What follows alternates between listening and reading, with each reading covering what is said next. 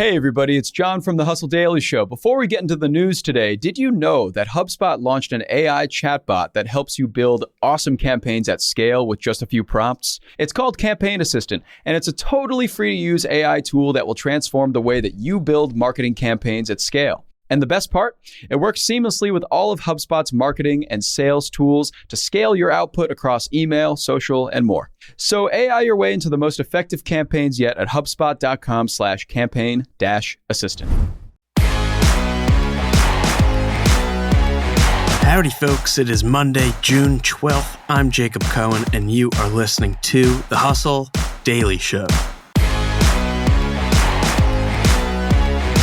Today, add summer camp to the list of things that require a whole lot of cash, and honk NYC is moving closer to one new revenue stream that's sure to irk some folks, and that is charging people to drive cars into lower Manhattan. We will talk about all this, but before we do, we've got a rapid news rundown to start your week. We're going to talk about what else is happening in the world of business and tech. Let's get crack-a-lackin'. All right, first things first, Netflix saw around 200,000 people sign up to the service across May 26th and 27th due to its password sharing crackdown. That's the highest rate of sign-up since at least 2019 on the service, according to analytics company Antenna. Shares of Netflix are up some 16% since the crackdown started on May 23rd. Netflix has said previously that more than 100 million people use borrowed passwords to watch its content, about half of which are ex-boyfriends and girlfriends. Just kidding, of course, they don't say that, but it's often, we know it's true, right? We know it's true. This will also, by the way, serve as our monthly reminder that Netflix once famously tweeted that love is sharing a password, a line which has clearly aged like milk. Big picture, do not be surprised if more and more subscription companies start doing the exact same thing. Moving along. Spider-Man Across the Spider-Verse lost the weekend's box office to Transformers: Rise of the Beasts, but still became Sony's highest-grossing animated film, pulling $290 million in 10 days. Transformers, by the way, absolutely pounced on the box office, earning more than $170 million in its global debut, ahead of projections. You never want to bet against Optimus Prime, right? Both in hand-to-hand combat and, of course, at the ticket booth. Speaking of Prime, with Prime Day expected next month, our thoughts go out to all the wallets and delivery trucks that'll be working their tuchuses off to satisfy mankind's insatiable desire for innovative vegetable chopping gadgets.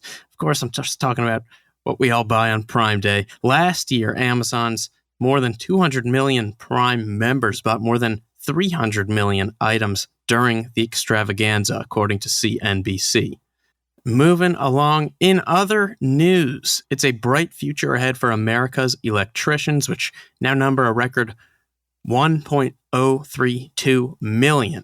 And with a 7.4% year-over-year jolt to earnings in April, America's electricians are now earning an average of $37.51 per hour, or around $78,000 a year, according to the Labor Department. Also, the return to office shuffle appears to be in full swing, with 600,000 U.S. workers facing new return to office mandates last month, according to the Wall Street Journal, specifically as the tech industry comes to grips with the fact that pantslessness and productivity may not actually go well hand in hand.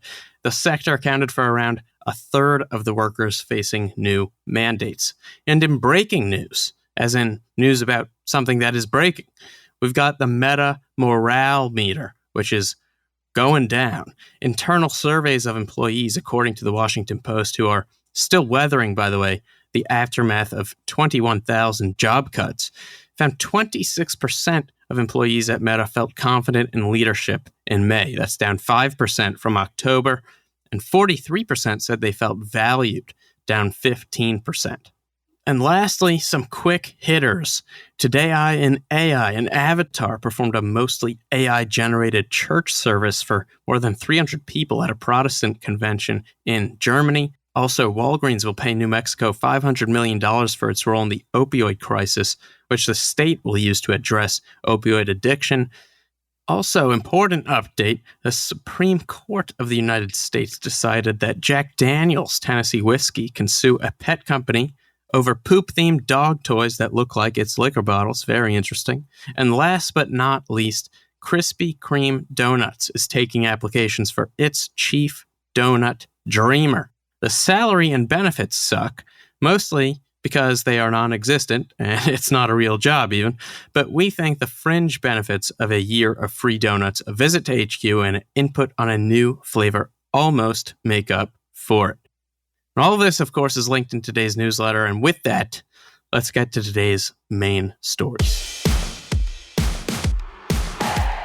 All right, this summer at Bandcamp, we've got a reverse mortgage. So last week in the newsletter, we paid a visit, if you remember, to Space Camp. And this week, we're back for more out-of-this-world summer camp business information. Unfortunately for parents, in this case, it's the prices that are landing out of this world in outer space. Obviously, camps aren't all exorbitantly priced, but it's pretty clear they're increasingly packing a financial punch, according to Bloomberg Businessweek. The average day camp, for instance, costs around $178 per day this summer, and that's up from $76 last summer. I actually once ran a backyard basketball camp with a friend, and we were charging $175 a week, and clearly we were idiots. Elsewhere this year, sleepaway camp bills will indeed be living up to their name and, chase all sleep away. Overnight programs average around $450 a day, almost tripling 2022's rates. So, of course, the question is, why so expensive? And you know the answer. You already know the answer. Inflation. Labor and food costs especially are the ones that top camp operators' lists of grievances. Demand's also way up as households with two working parents, now 65% of U.S. families, seek childcare support and seek miracles too. Parents are willing to pay a premium for camps that deliver on the connection and learning kids lost over the pandemic, and of course that do so without the screen time. All that's to say, it's a good time to be in the camp business. New York City may finally start charging drivers for the hassle of navigating congested Lower Manhattan, something it's been trying to do for years. We actually last covered this in the newsletter back in 2019. Now, the federal government's expected to approve its Central Business District tolling program after a public review period ends today, according to CNN, and here's how it works. The program is designed to reduce congestion in the area where more than 700,000 vehicles travel daily. If implemented, drivers would pay anywhere from $9 to $23 to drive below 60th Street during peak hours starting next spring. Now, some, such as taxi and rideshare and low-income drivers, may receive discounts or exemptions.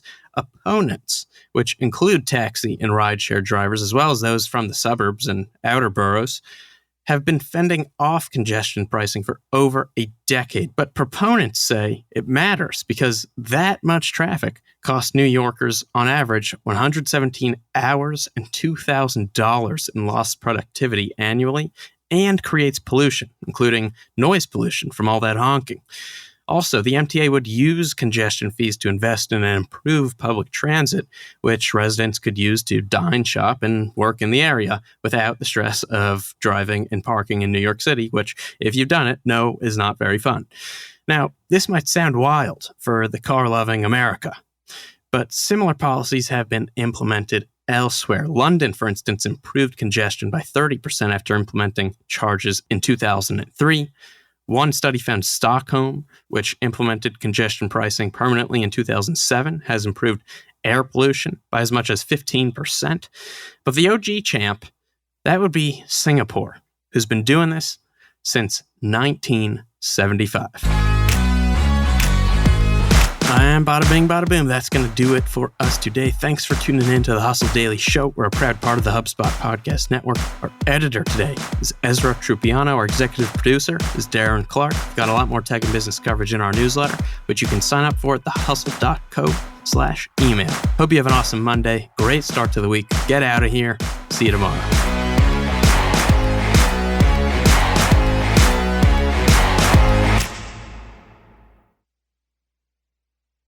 Let me tell you about a show that I've been loving lately. It's called Entrepreneurs on Fire. It's hosted by the incredible John Lee Dumas. It's available now on the HubSpot podcast network. Entrepreneurs on Fire stokes inspiration and shares strategies to fire up your entrepreneurial journey and create the life that you've always dreamed of. I'm a big fan of this podcast. It has energy, it has value, and it's all about learning about entrepreneurship. I was just listening to an episode the other day. JLD interviewed Jay Rogers, who was such a wealth of information. He kind of went into how entrepreneurship chooses you. You don't necessarily choose it, and that failure only happens when you stop trying to win. A lot of gems in this one, so I highly recommend checking out that particular episode along with the rest. So go listen to Entrepreneurs on Fire wherever you get your podcasts.